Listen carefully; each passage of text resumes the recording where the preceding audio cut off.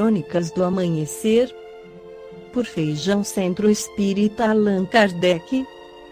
Balneário Gaivota, 28 de agosto de 2018. Como determinar a hora exata da morte de pessoas?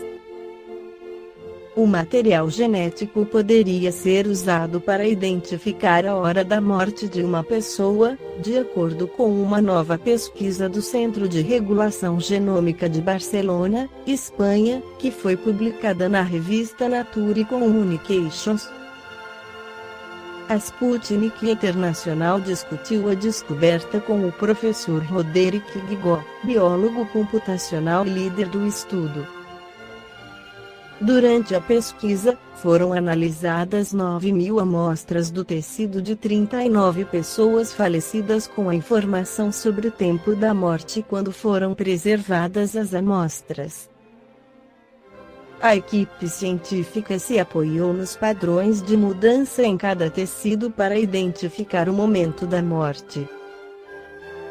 Roderick Guigó sublinhou que os cientistas analisaram a morte dos doadores falecidos nas últimas 24 horas, pois, na medida em que aumenta o período após a morte, os cálculos são menos confiáveis. O biólogo explicou como mudam os genes depois da morte e alguns deles atuam mais ativamente do que quando a pessoa está viva. Isso é causado pelo efeito de reação de células individuais que não morrem imediatamente quando o organismo já está morto, o que modifica os padrões do comportamento de genes. Roderick Guigó frisou que o objetivo principal da pesquisa corresponde à revelação da causa da morte. Provavelmente, a causa da morte pode influenciar a conduta de genes, por exemplo, quando uma pessoa morre imediatamente de tiro ou acidente de viação, ou por causa de um ataque cardíaco, ou no hospital aos cuidados de médicos.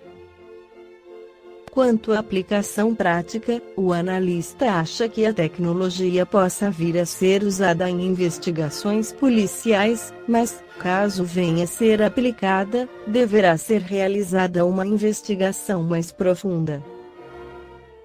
De acordo com o biólogo, o estudo não se interessa muito pela morte, sim, quão próximas são as amostras de pessoas mortas das de pessoas vivas para desvendar a expressão genética dos seres humanos. Levando em consideração ser impossível utilizar amostras de cérebro, estômago ou de ossos de pessoas vivas, as análises podem ser feitas somente em mortos. Além disso, os resultados da pesquisa poderiam ser aplicados na medicina regenerativa e, talvez, até em estudos de células-tronco. A previsão de fatos futuros é um tema que permeia a humanidade ao longo dos tempos. Platão ensinava a Fedro que a alma tem o dom de profetizar. Aristóteles acreditava que profetizar era uma capacidade inata da mente humana, e que não estava relacionado à interferência divina. Calpurnia, esposa de César, sonhou que da estátua do imperador jorrava sangue, isto na noite em que antecedeu o assassinato. Os hebreus acreditavam que Deus intervinha nos sonhos, para fazer conhecer sua vontade. No Antigo Testamento Bíblico, encontramos vários relatos sobre a previsão do futuro e talvez o mais conhecido seja o sonho do faraó interpretado por José que veio a salvar o Egito da fome e da miséria total. Joana d'Arc, após se alistar na carreira militar, encontrou um homem que a insultou e praguejou, o que ela retrucou em nome de Deus: "Você pragueja tão perto de sua morte?" Uma hora depois desse encontro o homem caiu no fosso do castelo e afogou-se. 3/4 de século depois da execução de Joana d'Arc, em 14 de dezembro de 1503, nasceu em Saint-Rémy, Provence, França, Michel de Nostre-Dame ou Notre-Dame, mais tarde Nostradamus, astrólogo, médico e profundamente enraizado na tradição mística judaica. Deixou um legado de fatos que ainda estão por acontecer, chamadas de centúrias. Parece haver previsto a Revolução Francesa, a ascensão de Napoleão e, talvez, o domínio de Hitler. Em 1868, Allan Kardec escreve o livro A Gênese, em que fala sobre a teoria da presciência. Em A Gênesis, no Capítulo V, encontramos a seguinte citação: aquele a quem é dado o encargo de revelar uma coisa oculta recebe, a sua revelia e por inspiração dos espíritos que a conhecem, a revelação dela e a transmite maquinalmente, sem se aperceber do que faz. É sabido, ao demais, que, assim durante o sono, como em estado de vigília, nos êxtases da dupla vista, a alma se desprende e adquire, em grau mais ou menos alto, as faculdades do espírito livre. E ainda muitas vezes, as pessoas dotadas da faculdade de prever, veem os acontecimentos como que desenhados num quadro, o que também se poderia explicar pela fotografia do pensamento.